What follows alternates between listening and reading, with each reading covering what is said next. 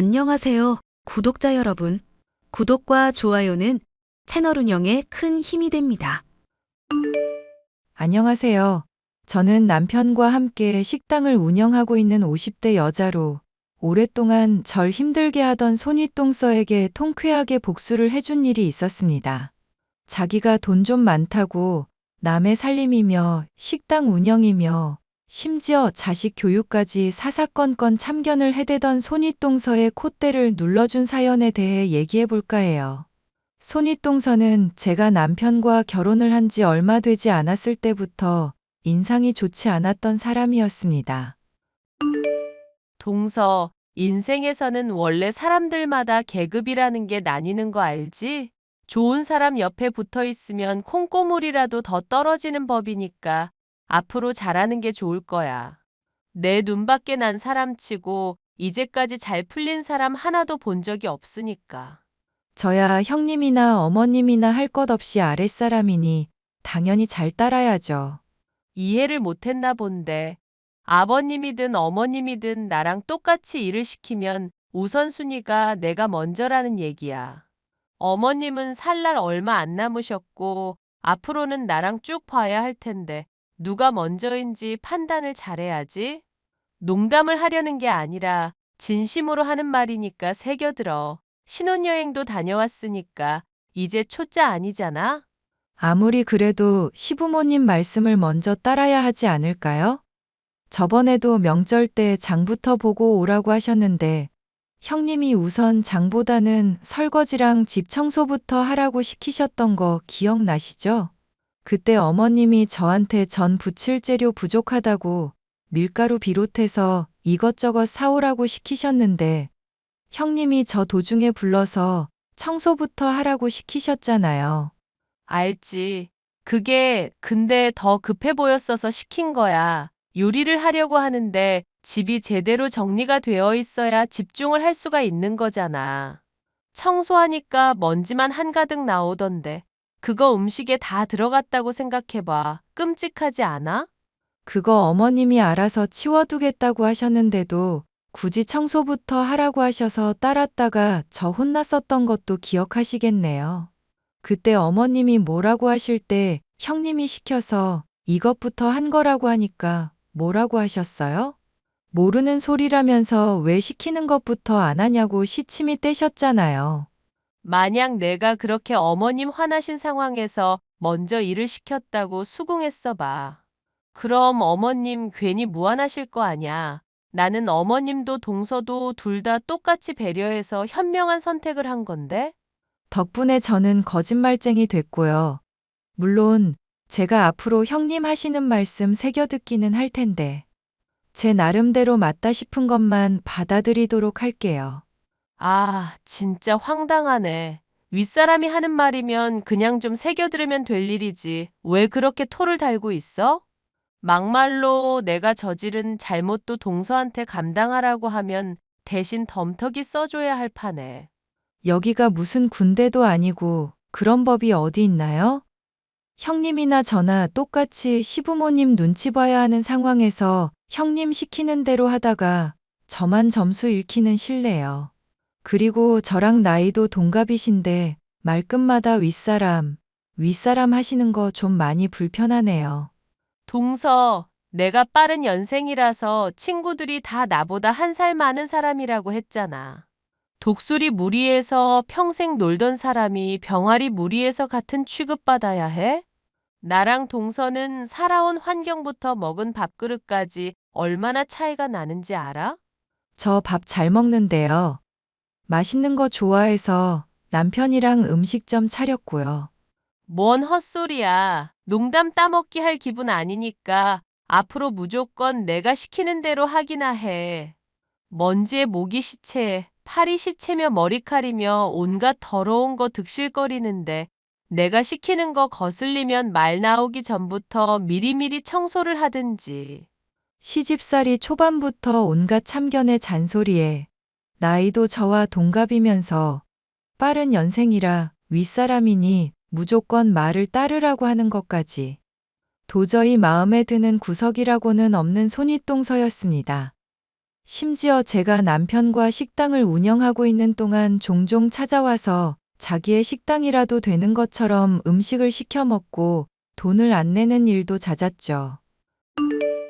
형님, 아무리 그래도 식당 큰 규모도 아니고 하루 벌어서 하루 먹고 사는데 이건 정말 너무하네요. 친구분들을 10명이나 불러서 같이 먹었으면 계산은 해주셔야죠. 동서 둔한 줄 알고는 있었는데 참 머리 안 돌아간다. 백화점이나 마트에 시식 코너가 괜히 있는 줄 알아? 맛만 좋으면 다음에도 생각나서 어련히 또 찾아오려고? 눈앞에 이득만 보면서 일희일비하니까 동서가 지금 이 모양 이 꼴로 살고 있는 거야. 서방님도 납득한 일인데 왜 동서가 난리야? 이번 달에 와서 얻어먹은 돈만 50만 원이 넘으니까 하는 말이죠. 한두 번이면 그러려니 넘어가겠는데 이러면 가게 타격이 너무 커요, 형님. 내 남편이 사업해서 돈 잘 버는 사람인데 설마 음식값이 아까워서 이러겠어? 음식이 마음에 안 드니까 돈을 기분 좋게 못 보내겠다 이 말이야. 김치는 너무 쉬어서 아삭하지도 않고 국은 또 엄청 짜게 내놓고. 형님 친구분들은 좋다고 잘만 드시던데요. 심지어 먹는 내내 이렇게 손님들 데리고 와주고 참 착한 손윗동서 뒀다면서 형님 칭찬도 하고요. 그때 부인 안 하시고 칭찬은 다 받으시더니 돈 계산할 때는 왜 말씀이 매번 달라지시나요? 인생이라는 게 동서 원래 이렇게 불합리한 일도 있는 법이야. 마음먹은 대로 다 되는 게 아니니까 물 흐르듯이 흘러가야 할 때도 있는 법이라고. 그렇게 남하고 싸우기만 하고 멀리 볼 줄을 모르니까 인생이 그 모양 그 꼴이지. 자꾸 남의 인생 가지고 잔소리 하실 거면 오지 마세요. 좋은 얘기도 한두 번이라던데 안 좋은 소리만 계속 하시잖아요. 우리 가족 아냐? 가족이니까 걱정돼서 말한 건데 이런 것도 못 받아들여? 동서 정말 옹졸한 사람이네. 그릇이 왜 그렇게 좁아? 자주 식당에 놀러 와 놓고 음식값도 제대로 지불하지 않는 뻔뻔한 손윗동서. 따져도 듣지 않기에 아주버님을 비롯해 가족들에게 고충을 토로한 일도 있었습니다. 아주버님은 미안하다면서 돈을 대신 지불해 주셨지만 형님이라는 사람의 근본만큼은 사건을 번번이 겪고도 도저히 바뀌지 않았죠. 심지어 본인이 임신을 하게 되자 이런 폐악질은 더 심해지기만 했는데요. 동서, 나 포도가 갑자기 먹고 싶네. 남편 지금 해외에 시장 조사차 나가는 바람에 사람도 없고. 그래서요? 그래서는 무슨 포도 사오라는 말이잖아. 음식 장사한다는 사람이 왜 이렇게 서비스 정신이 없어? 아니면 눈치가 없는 건가? 뭐가 됐건 정말 심각한 문제인 건 알지? 형님, 저 이제 식당 마치고 집에서 씻고 자려던 참이에요. 재료 내일 새벽부터 손질도 해야 하고 한창 바쁠 때라서 정신없는 상황이고요. 꿀 같은 휴식 시간에 형님이 먹고 싶다는 포도 배달이나 할 여유가 없을 것 같은데요. 내가 이러다가 애 못 낳거나 잘못되거나 하면 책임질 거야? 지금 손주 보겠다고 어머님이랑 아버님이 기대하고 계신데 동서가 책임질 거냐고. 임신한 게 뭐 그렇게 대단한 일이라고 저한테 이러세요. 형님이 자식 낳는다고 저한테 득될 거 하나도 없는데. 이거 왜 이래? 우리가 가족인 거 잊었어? 베풀어두면 동서한테도 나중에 다 되돌아갈 텐데 사람이 왜 이렇게 당장 처한 상황밖에 못 봐? 내가 이래서 정말 동서랑 안 맞는다고 하는 거야. 사람이 뭐 시키면 구순하게 따르는 법을 어떻게 한 번을 못 보냐. 왜 시키면 제가 따라야 한다고 생각하세요? 아무리 집이 그렇게 안 멀다고 해도 포도 배달하러 제가 거기까지 가는 건 무리죠. 그리고 형님 집 인근에 과일 가게도 있는 것 같던데 직접 드셔도 되고요. 이제 임신 2개월도 안 됐으면서 왜 그러시나 몰라. 동서, 말이 심하네. 원래 임신 초반이 제일 위험한 법이야. 만삭 임산부보다 더 신경 써야 하는 게 2개월 때라고. 언제나 자기가 옳다고 생각하면서 제가 늘 본인의 뜻을 따라줘야 한다고 생각하던 손윗동서. 자기 중심적이고 이기적인 모습에 환멸을 느끼던 저로서는 도무지 이해할 수 없는 행동들 뿐인지라 거부를 했을 뿐인데 제가 뭐 잘못이라도 한 것처럼 길길이 날뛰더군요. 가족들이 어지간하면 좋게 대해주라고 말했지만 솔직히 억울한 마음뿐이었습니다. 나중에 제가 임신을 하면 다 돌려받아야겠다고 내심 칼을 갈 수밖에 없었어요. 손윗동서는 임신으로 온갖 유세를 떨더니 딸을 낳게 되었고 저는 몇 년 뒤에 아들을 낳을 수가 있었죠. 그게 내심 마음에 걸렸는지 손윗동서는 가족 모두가 다들 축하를 해주는데 혼자 또 삐딱선을 타면서 시비를 걸어댔습니다. 어머, 동서, 아들 그렇게 노래를 부르더니 결국에 남자애를 낳았네? 그런데 정말 이상하다. 민준이 말이야. 서방님이랑은 별로 안 닮은 것 같아서 좀 찝찝하달까. 그게 무슨 말씀이세요? 남편이랑 안 닮았다니. 그럼 제가 바람이라도 피우고 남의 자식을 낳았단 소리예요? 에이, 내가 그렇게까지 얘기 안 했잖아. 어디 찔리는 거 있어? 왜 그렇게까지 발끈해서 사람을 무안하게 해? 사람을 무안하게 하는 게 아니라 지금 형님이 먼저 말씀을 이상하게 하시잖아요. 지영이가 딸이라서 실망하신 것 때문에 이래요? 뭐? 실망? 요즘 시대에 딸이든 아들이든 잘만 기르면 되지. 내가 왜 실망을 해? 모르죠.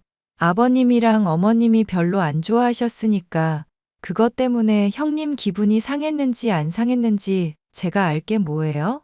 저는 아들 낳아서 안겨드렸는데 형님만 딸 낳아서 지금 신경 쓰이는 걸로밖에 전 생각이 안 되네요. 동서 지금 말 다 했어? 아니요, 말 아직 다 못했어요. 자꾸 사사건건 형님이 저한테 딴지 걸고 이래라 저래라 참견하시는데 가족이라는 이름으로 감당할 수 있는 선만큼만 해주셨으면 좋겠네요. 이럴 때마다 솔직한 심정으로는 형님을 차단하고 싶을 정도니까요. 내가 가족이라고 좋게 대해주고 바른 길을 알려주는데도 안 따라가니까 그러지. 이제 두고 봐. 자식 교육할 때 내가 가지고 있는 노하우며 지식들 필요할 때가 올 거니까. 그때 가서 동서가 울며 불며 빌어도 전혀 소용없다는 거 기억해 두라고. 자식 교육까지 참견하실 생각이셨어요? 와, 형님, 제발 저 방치 좀 해주세요. 그러면 저랑 남편이랑 민준이 모두 행복할 것 같아요. 그래. 그렇게 의기양양한 태도가 언제까지 가나 보자고. 초등학교 때야 뭐 공부 못해도 그러려니 하겠지. 그런데 중학교, 고등학교 올라가서 대학 갈 상황 돼서도 그럴 수 있을까? 나는 우리 지영이한테 최고로 좋은 옷, 좋은 음식 먹이면서 과외로 선행학습까지 다 할 거야. 동서 민준이가 식당 일하면서 하루 벌어 하루 먹고 사는 엄마 아빠처럼 나중에 빌빌거릴 때 우리 지영이는 하버드 아니면 서울대 가게 될 거라고. 네, 제발 그 꿈 이뤄주시면 좋겠네요. 힘내세요. 대신 저희 가족한테 절대 참견하지 마시고요. 제 아들의 미래도 역시나 암담할 거라고 악담을 퍼붓는 손윗동서를 보면 참 사람이 안쓰럽다는 생각밖에 들지 않았습니다. 그래도 교육에 대한 열의는 진짜였었던 것인지 그 뒤로 조카 지영이와 제 아들 민준이의 교육 격차는 중학교 때까지는 크게 벌어졌습니다. 동서, 이것 좀 봐봐. 우리 지영이가 글쎄 전교 1등을 또 했지 뭐야. 내가 그렇게 공부하지 말라고 몸 좀 생각하면서 공부하라고 말하는데 애가 참 말을 안 들어서 미치겠다니까? 하나 틀려도 된다고 하는데도 이를 아득바득 갈면서까지 밤새 공부하더니 또 올백이야. 글쎄, 원래 중학교 때까지는 암기만 잘해도 상위권 가능하다고 들었었거든요. 그래도 뭐 전교 1등이라니 대단하네요. 축하해요, 형님. 어머, 지금 지영이가 1등 했다고 하는데 반응이 그게 뭐야? 모르는 사람 집에 강아지가 태어났다고 하는 것보다도 더 심드렁하네?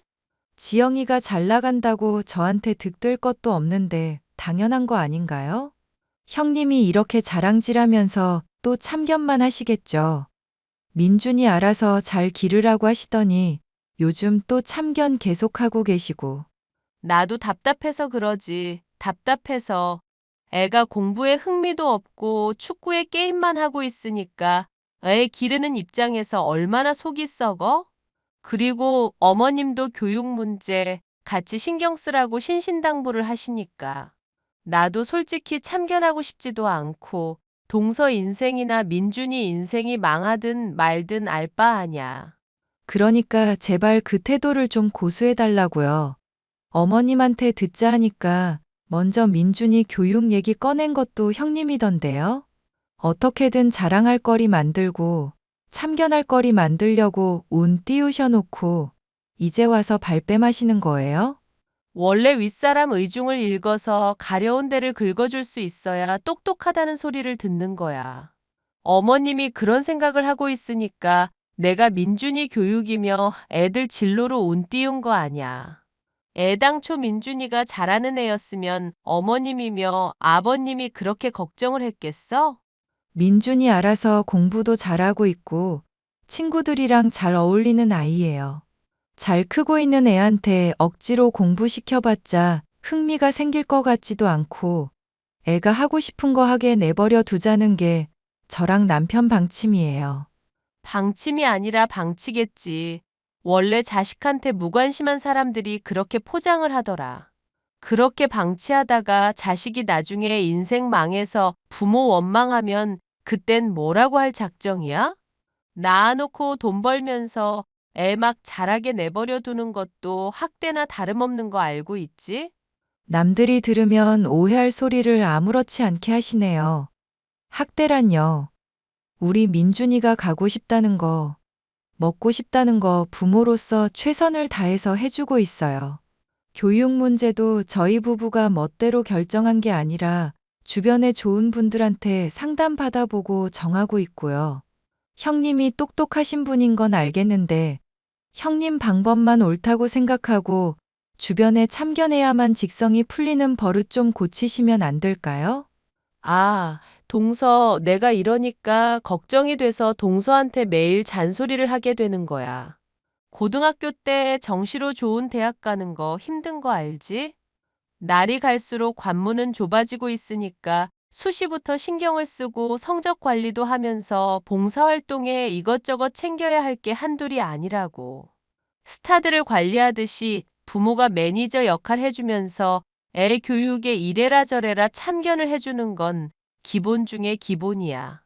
이렇게 해도 서울에 있는 좋은 대학에 갈까 말까인데 아주 태평한 소리를 하는구나.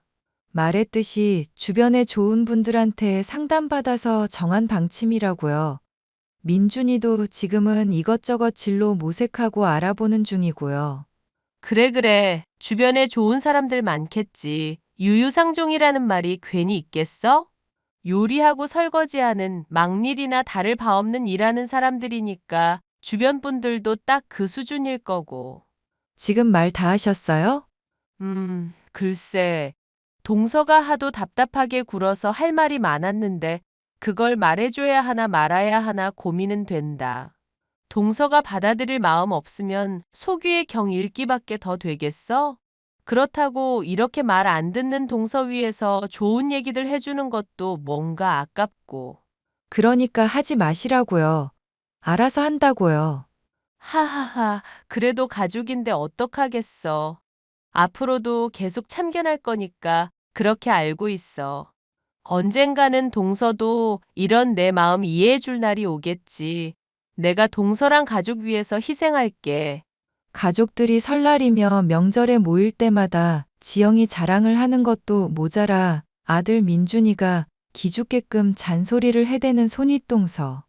이 문제로 여러 번 말을 해봤자 들어먹지도 않는 사람이라 아들에게는 아예 무시를 하라고 말을 해두었습니다. 그런데 이런 손윗동서에 대해 저나 민준이 남편보다도 더 큰 불만을 가지고 있는 사람이 있었는데 그게 바로 조카 지영이었죠. 숙모, 제가 조만간 집 나갈까 생각 중이에요. 그게 무슨 소리니? 집을 나간다니. 학원 줄여달라. 봉사활동 힘들다.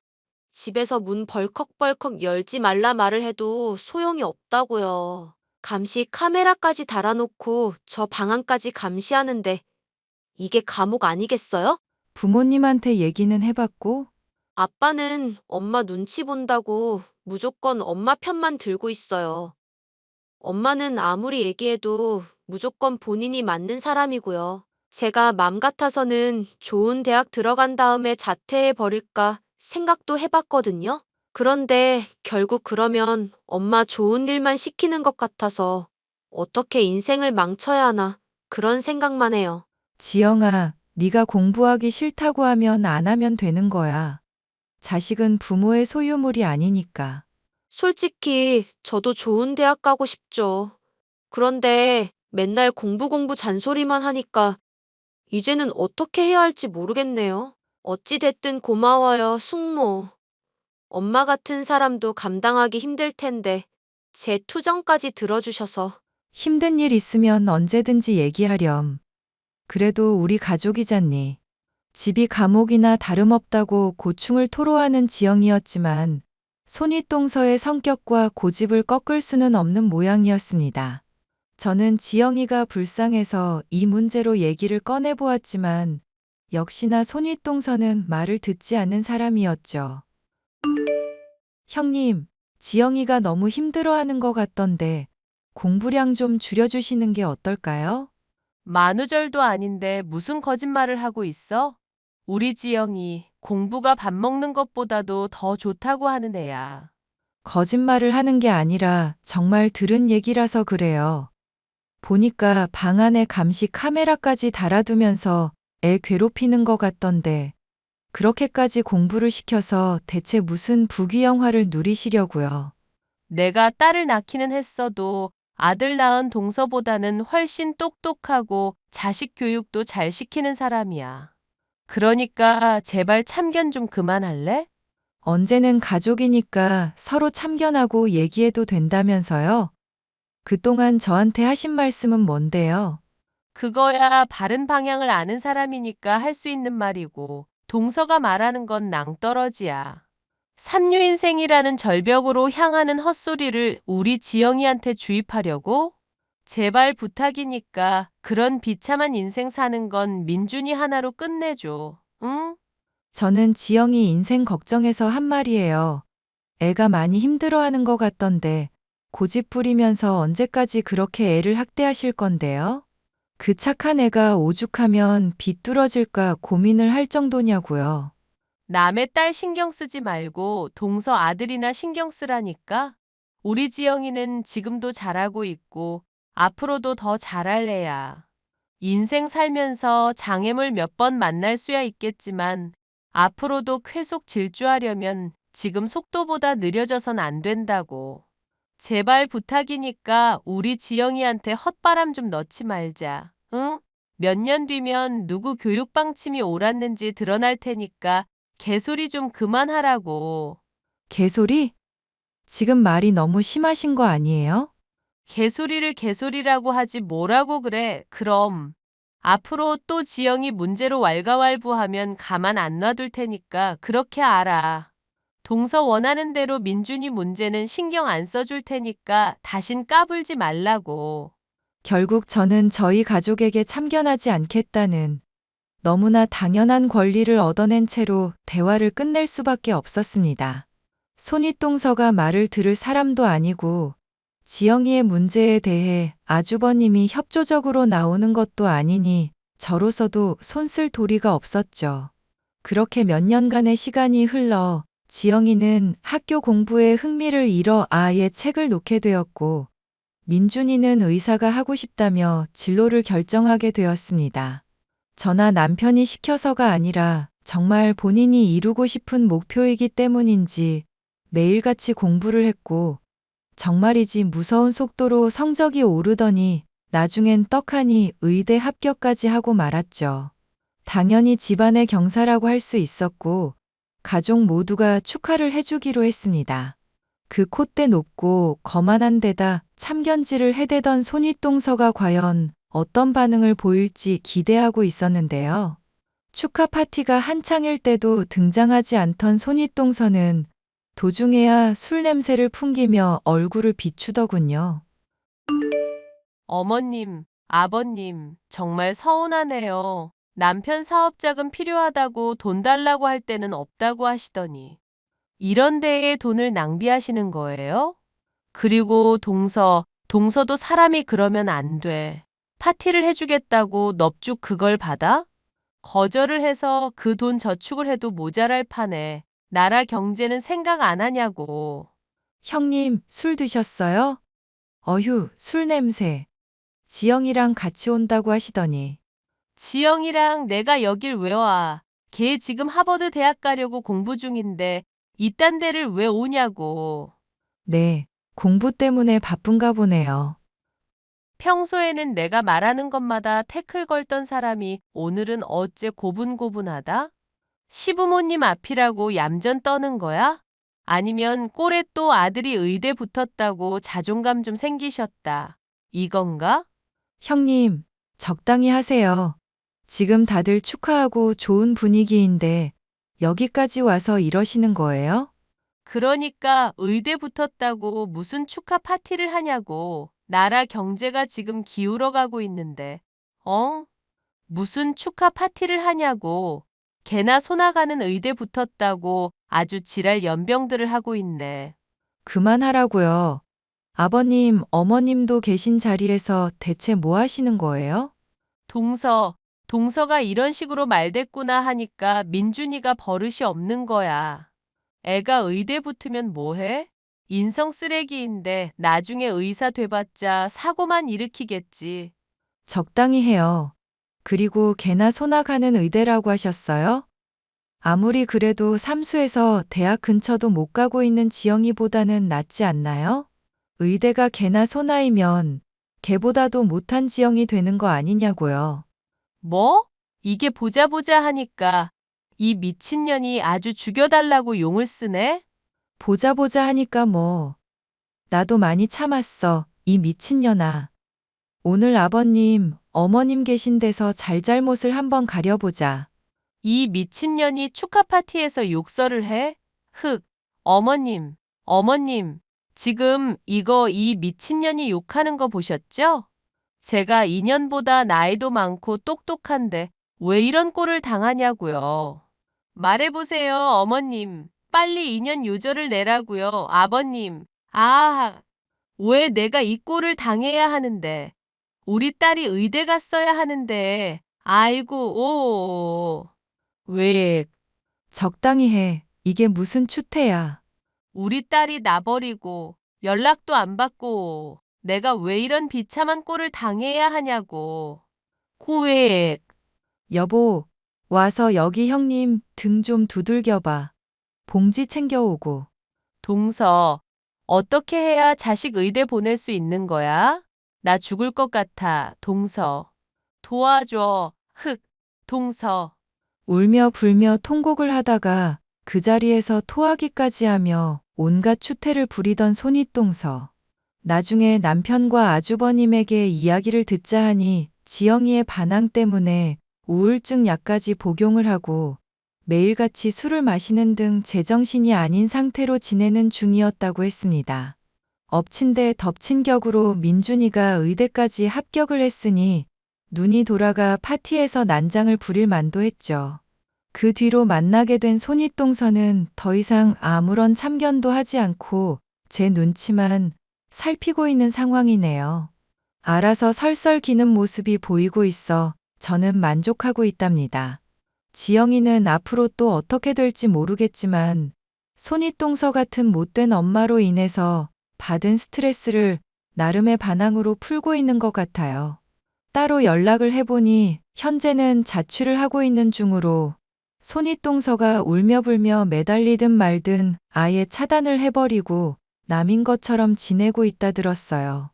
자식에게 버림받고 그토록 열을 올리던 교육에서도 완전히 실패하게 된 손윗동서의 이야기였습니다. 끝까지 들어주셔서 감사합니다.